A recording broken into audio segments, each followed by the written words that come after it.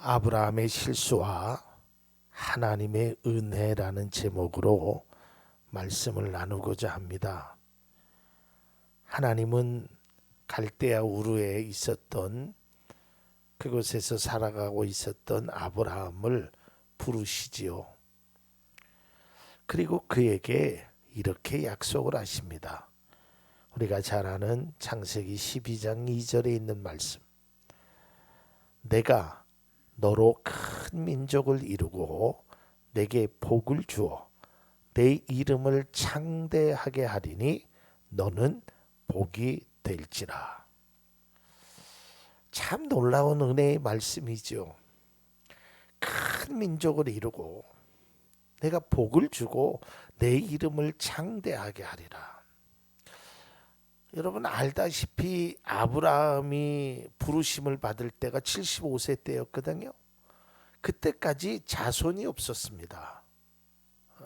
그런데 하나님이 너로 민족의 큰 민족을 자손들을 주겠다는 거예요. 결국은 자신과 아내도 불가능하다고 생각했던, 그리고 전혀 예상치도 못했던 자녀를 주시겠다고 약속하십니다. 창세기 17장 19절에 있는 말씀입니다. 하나님이 이르시되 아니라 내 아내 사라가 내게 아들을 낳으리니 너는 그 이름을 이삭이라 하라. 내가 그와 내 언약을 세우리니 그의 후손에게 영원한 언약이 되리라. 결국은 하나님은 약속대로 백세에 아들을 주시죠. 이제 하나님의 약속대로 모든 것을 이룹니다. 하나님이 물질의 복도 주시고요. 하나님이 큰 은혜를 주십니다. 그런데 하나님이 그 백세에 난 아들을 바치라고 하지요.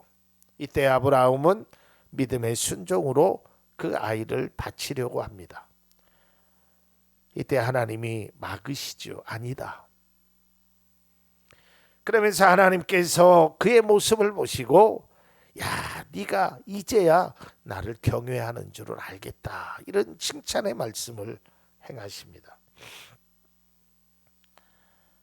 하나님은 아브라함에게 큰 복을 주시겠다고 약속하셨습니다. 창세기 12장에 그를 부르시면서 갈대아 우르에 살고 있는 그에게 야 나와라. 내가 지시할 땅으로 가라. 그 말씀 한마디에 아브라함은 믿었습니다. 그리고 그대로 행했습니다. 그리고 하나님께서 백세의 아들을 주실 뿐 아니라 큰 은혜를 주시겠다고, 큰 복을 주시겠다고 말씀하십니다. 창세기 22장 16절에서 18절 말씀입니다. 이르시되 여호와께서 이르시기를 내가 나를 가리켜 맹세하노니 내가 이같이 하여 내 아들 내 독자도 아끼지 아니하였은즉 내가 내게 큰 복을 주고 내 씨가 크게 번성하여 하늘의 별과 같고 바다의 모래와 같게 하리니 내 씨가 그 대적의 성문을 차지하리라. 또 내 씨로 말미암아 천하 만민이 복을 받으리니 이는 내가 나의 말을 준행하였음이라 하셨다 하니라. 그러니까 네가 내 말을 믿고 내 말에 순종하고 따랐으니까 나는 너에게 큰 복을 주겠다. 그리고 너로 인하여 많은 사람들이 복을 받을 것이다. 굉장한 칭찬이죠. 또 우리 믿음의 사람들이 들어야 할 칭찬의 내용입니다. 뿐만 아니라 아브라함은요, 이제 조카롯하고 갈라지지 않습니까? 네가 우하면 내가 좌하고 네가 좌하면 내가 우하리라. 그래서 조카는 소돔과 고모라 성이 눈에 보이니까, 눈에 좋게 보이니까 그것을 택하고, 그런데 결국은 이 소돔과 고모라 성을 하나님이 멸망시키겠다고 말씀하시니까 거기 조카가 살고 있는데, 그래서 하나님 앞에 아마 성경에서 이런 기도를 한 사람은 아브라함밖에 없을 겁니다. 하나님, 거기에 의인 50명만 있으면 멸하지 않겠습니까? 그래, 근데 50명을 도저히 찾을 수가 없어요. 그러다가 45명, 40명, 30명, 20명, 10명 계속 하나님 앞에 협상의 기도, 하나님 노하지 마십시오. 이번만은 30명이면 멸하지 않겠습니까? 또 없어요. 그러면 하나님 20명은요? 그런데 또 없어요.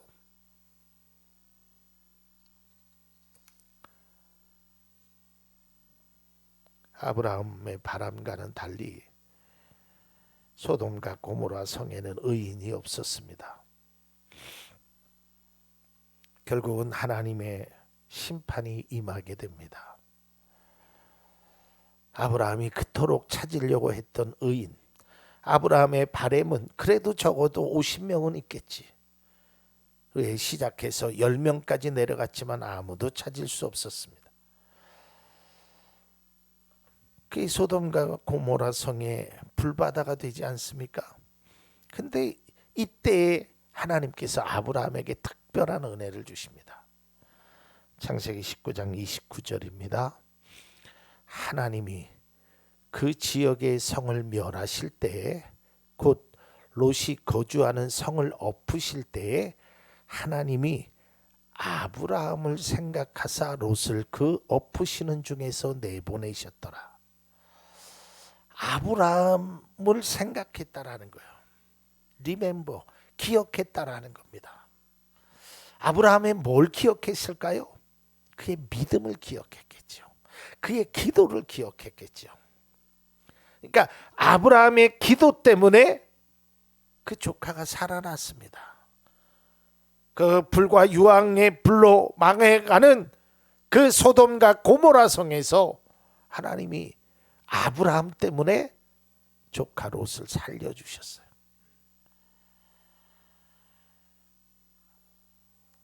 하나님이 이처럼 생각할 정도의 아브라함, 대단한 믿음이죠. 하나님이 기억하신다는 거예요. 저는 이 말씀을 묵상하면서 하나님은 나를 얼마나 기억하실까? 여러분들도 그런 생각 한 번씩은 해보셨죠? 하나님이 나 같은 사람을 아실까? 나의 기도를 들으실까? 나 같은 죄인을 예수님께서 십자가의 고난을 지게 하신 분이 하나님이에요. 그러니까 하나님은 우리의 모든 것을 기억하고 계셔요. 그런데 그 기억이 좀 좋은 기억, 믿음의 기억만 좀 행할 수 있다면 얼마나 좋을까. 아마 인생을 살면서 여러분들에게도 스쳐 지나가는, 또 기억나는 많은 사람들이 존재하시죠. 뭐 많게는 수백 명이 될 수도 있고, 뭐 적게는 수십 명이 될 수도 있죠. 여러분들은 어떤 사람이 기억에 남습니까? 저도 목회를 하면서 참 기억에 남는 사람들을 많이 있습니다. 또 인생을 살면서 기억에 남는 사람들이 있습니다. 그런데 어떤 사람은 그 기억에 남기는 남는데 생각하기 싫은 기억이 있기도 하고요. 또 반대로 참 좋았던 기억, 아름다웠던 기억, 그 사람은 정말 한번 보고 싶다, 만나고 싶다, 다시 한번 그 사람과 이야기를 하고 싶다라는 그런 사람도 존재합니다. 저는 우리가 하나님이 우리의 믿음을 기억하는 그런 복된 은혜가 우리들 가운데 있기를 바랍니다. 이처럼 하나님께서 그의 믿음을 칭찬하셨던 아브라함, 그 아브라함을 기억하시고 그 아브라함에게 은혜를 주시고, 아브라함뿐만 아니라 조카 롯의 가정까지도 은혜를 주셨던 그 아브라함. 그래서 그는 믿음의 조상이라고 많은 사람들이 말하고 있죠. 또 유대인들은 믿음의 조상하면 아브라함을 꼽습니다. 그런데 그 아브라함이라는 믿음의 조상이라는 이름에 걸맞지 않는 그런 행동을 하는 아브라함의 모습을 볼 수 있습니다.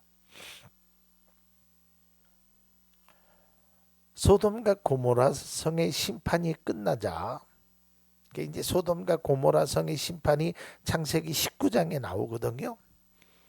그리고 이제 심판이 끝나자 20장에 아브라함이 그랄 땅으로 거주지를 옮깁니다. 이 거주지를 옮기면서 이 아브라함에게는 낯선 곳으로 향해 가는 것입니다.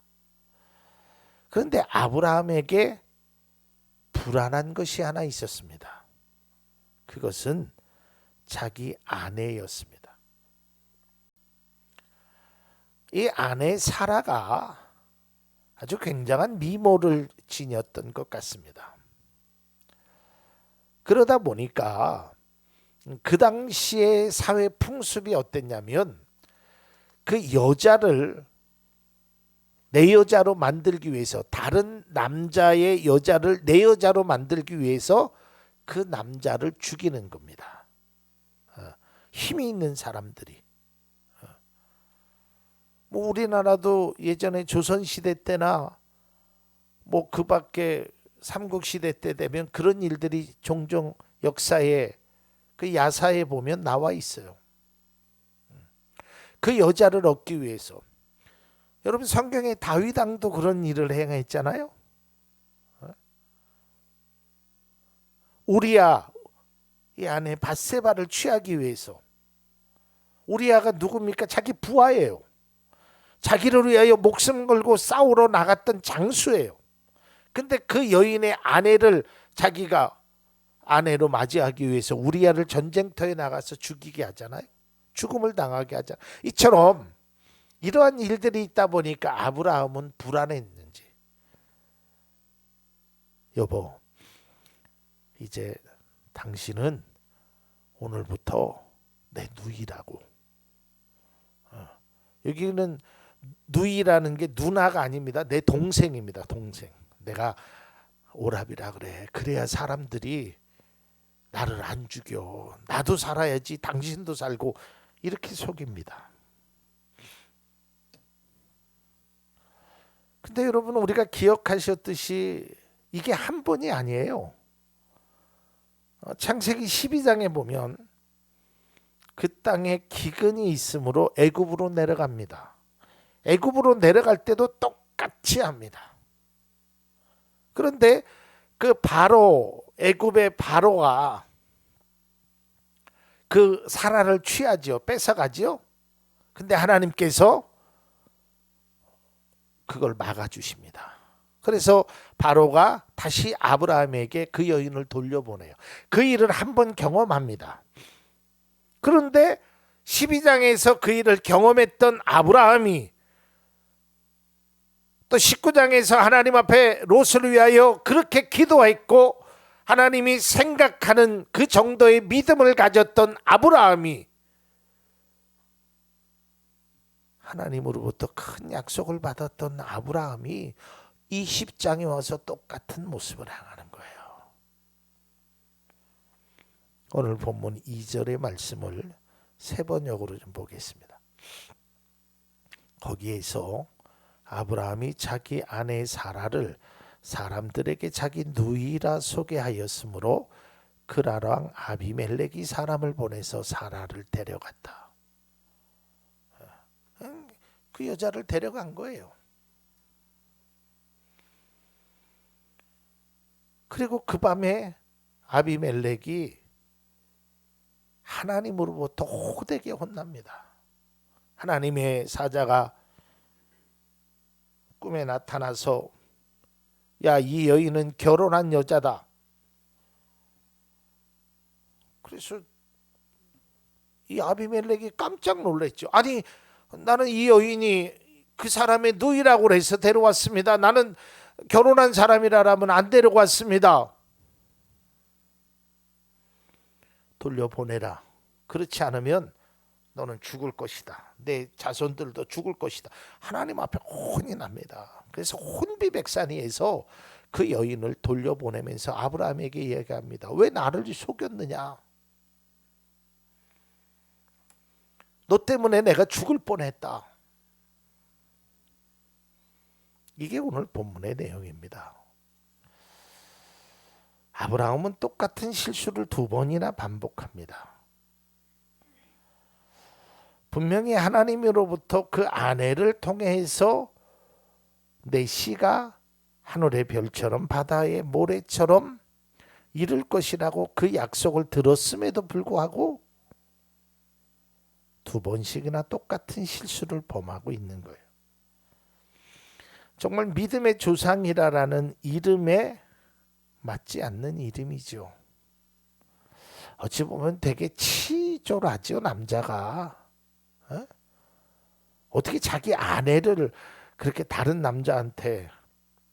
그러나 이것을 오늘날로 바라보면 안 되고 그 당시에는 이런 일들이 종종 많이 있었던 것 같습니다. 아브라함은 자기의 아내 때문에 자신의 생명을 잃을까 두려웠죠. 그래서 속였고 또 아비멜렉이 속아서 그 여인을 데려가면서 오빠의 목숨은 물론 살려줬죠. 죽일 이유가 없지 않습니까? 오빠인데. 근데 창세기 12장에 하나님께서 그런 아브라함의 실수를 통해서 하나님께서 그를 건져주시잖아요. 실수했음에도 불구하고. 오늘 창세기 20장에서도 아브라함이 똑같은 실수를 했음에도 불구하고 하나님께서 사라에게 아무 문제가 없도록 건져주십니다. 근데 오늘 성경을 보니까요.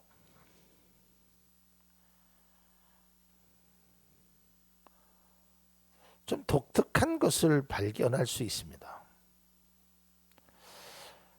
저는 이 말씀을 묵상하면서 창세기 12장에도 그랬고 창세기 20장에도 그랬고요. 참 믿음의 사람으로서는 보여서는 안 될 모습이다.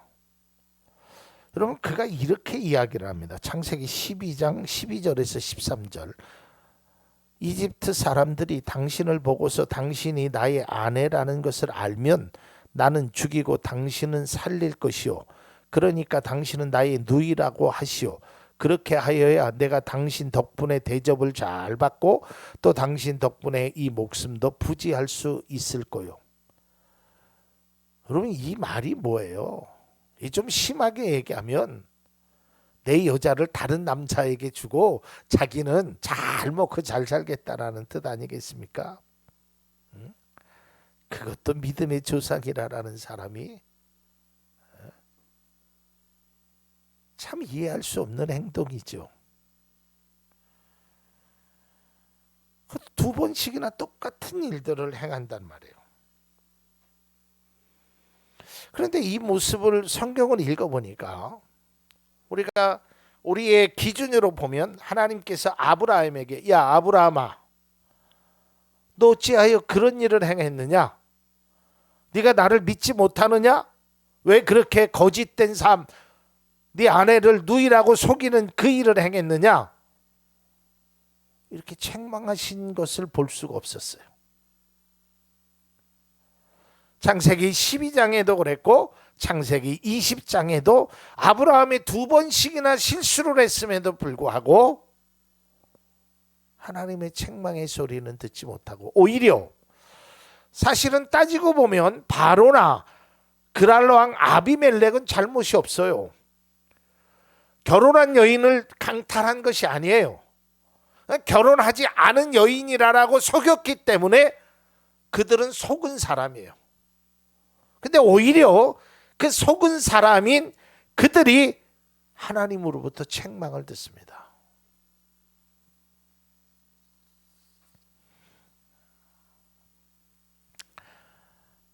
제가 이 아비멜렉에 대한 설교는 좀 몇 주 후에 다시 한번 하려고 합니다. 이 아비멜렉이 참 대단한 모습이고 믿음의 사람은 아니지만 적어도 우리가 본받아야 될 모습이 오늘 성경 속에 많이 존재합니다. 그건 차치하고, 자, 다시 본론으로 돌아가서 아브라함은 아내를 누이라고 속입니다. 근데 그때마다 하나님께서는 은혜를 주셨다는 거예요. 내가 비록 잘못했지만, 비록 내가 살려고 거짓된 모습으로 살아가지만 하나님께서 그에게 은혜를 주셨다는 거예요. 그렇다고 해서 우리가 본문의 말씀을 보면서 첫 번째로는 이렇게 해석하는 것은 좀 성경에 나타난 그 의미를 굉장히 축소하는 거예요. 야, 봐라, 아브라함은 거짓말했지. 거짓말하면 들통나는 거야. 그러니까 거짓말하지 말고 살자. 이거는 조금 성경의 내용을 굉장히 축소한 거예요. 여기에서의 핵심은 실수했음에도 불구하고 하나님이 아브라함에게 은혜를 주셨다는 거예요. 우리도 마찬가지입니다. 우리가 인간적인 실수를 하면서 살더라도 하나님께서 은혜를 주신다. 이게 본문이 우리에게 주시는 진정한 의미의 말씀이에요.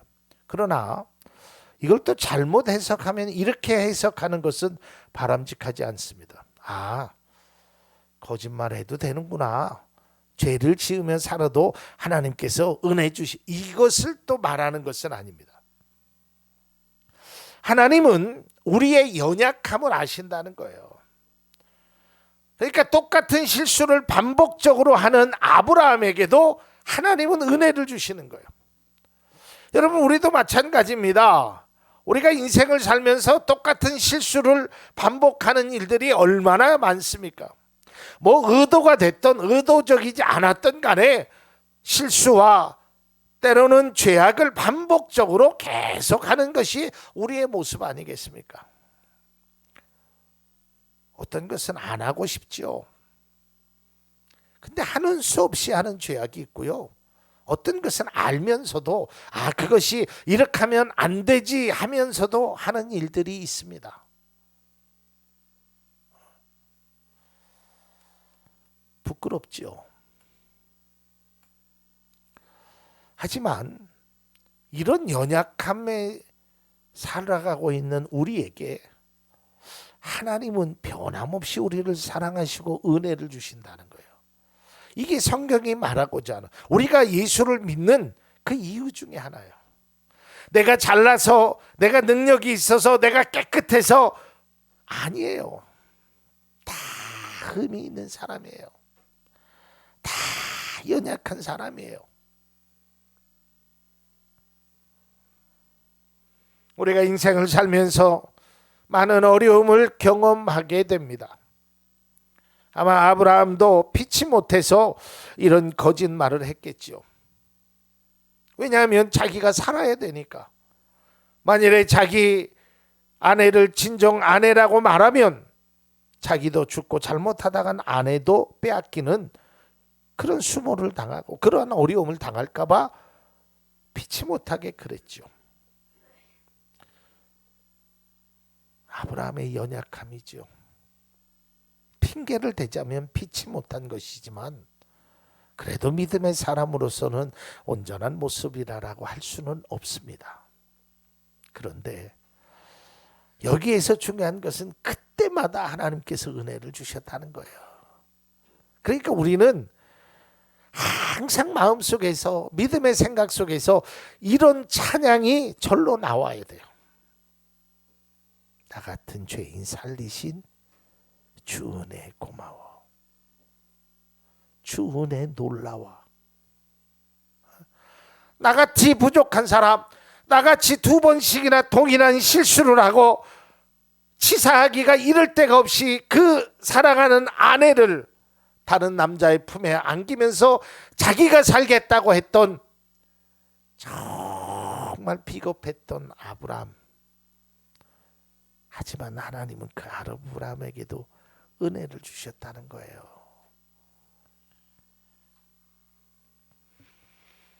아브라함은 두 번씩이나 실수를 하였음에도 불구하고 하나님은 그에게 동일한 은혜를 주셨습니다.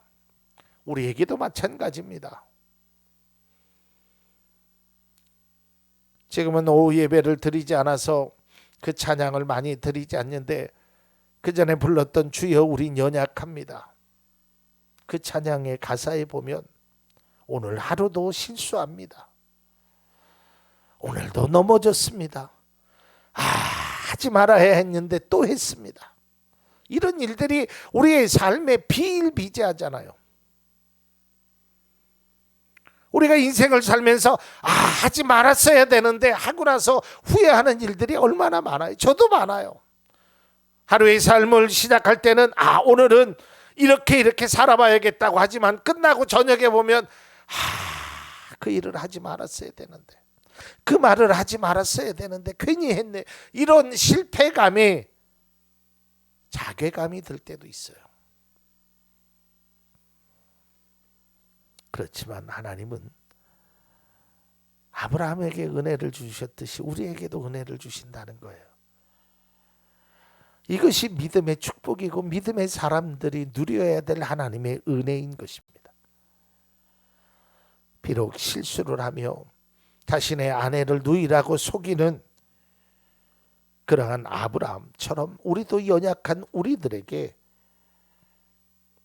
주님은 따뜻한 손길로 사랑의 마음으로 품어주셨다는 겁니다. 아브라함은 두 번이나 실수했지만 하나님의 은혜를 통해 위기를 모면합니다. 그리고 창세기 20장 이후에 보면 아브라함의 삶이 완전히 달라집니다. 그리고 그는 100세에 낳은 아들을 하나님 앞에 드리라는 그 말에 단 한마디도 거역하지 않고 그대로 행하는 멋진 모습을 보여주게 됩니다. 우리의 삶도 마찬가지라고 생각되어집니다. 그동안 우리는 많은 실수와 또 내가 살기 위해서 때로는 거짓된 삶을 살아가고 있었습니다. 내가 살기 위해서 아내를 누이라고 속였던 그 모습처럼 나의 이로움 때문에 그런 일들을 행할 때도 있었습니다. 저 또한 있었습니다. 저도 부족한 사람입니다. 그럼에도 불구하고 하나님은 저를 목사로 세워주시고 여기 계신 분들을 하나님의 자녀로 다 세워주시고 은혜를 주셨습니다. 그러나 오늘 본문을 통해서 우리가 다시 한번 깨달아야 될 것은 아브라함이 두 번의 실수를 발판 삼아 정말 믿음의 모습을 보였던 것처럼 이제 우리도 더 이상 같은 실수를 반복하는 것은 그것은 바람직한 믿음의 모습이 못 되는 것입니다. 그 같은 실수를 계속적으로 같은 죄악을 수없이 짓는 것은 믿음의 사람으로 바람직한 모습은 아니겠지요. 하나님은 그때마다 용서하셨습니다. 그리고 은혜를 주셨습니다. 그리고 이렇게 말씀하십니다. 다시는 그런 일을 하지 마렴. 우리는 더 이상 같은 실수, 반복된 그런 죄악의 삶에서 벗어나야 합니다. 이것이 바로 하나님의 은혜를 받은 사람의 도리입니다. 하나님의 자녀라면, 하나님의 은혜를 받았다면, 그 은혜에 감사하다면 우리는 하나님의 자녀답게 살려고 몸부림치는 것이 참된 그리스도인의 모습이고, 여기 계신 모든, 저를 포함해서 모든 분들이 닮아야 할 모습인 것입니다. 아브라함의 두 번의 실수가 하나님의 동일하신 은혜로 회복된 것처럼 우리의 실수를 회복시켜 주신 그 하나님 앞에 우리는 바른 믿음의 삶을 살아가는 우리 모두가 될 수 있기를 바랍니다. 기도하겠습니다.